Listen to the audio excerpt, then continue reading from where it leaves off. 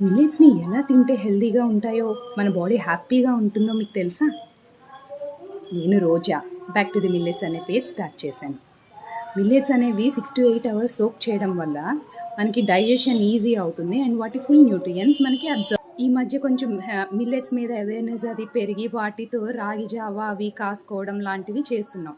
But ఆ పిండి soak చేసి దెన్ గ్రైండ్ చేసింది అని మనకి తెలీదు.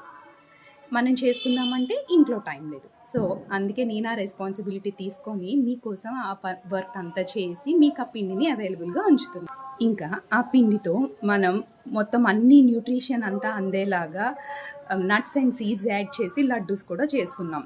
మీ పిల్లలకి హెల్తీ లడ్డూస్ ఈవినింగ్ స్నాక్‌లో కావాలన్నా కూడా యూ కెన్ ఆర్డర్.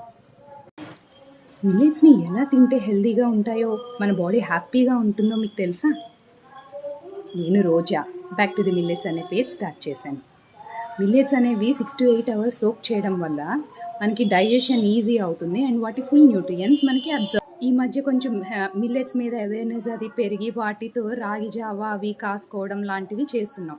బట్ ఆ పిండి సోక్ చేసి దెన్ గ్రైండ్ చేసింది అని మనకి తెలీదు.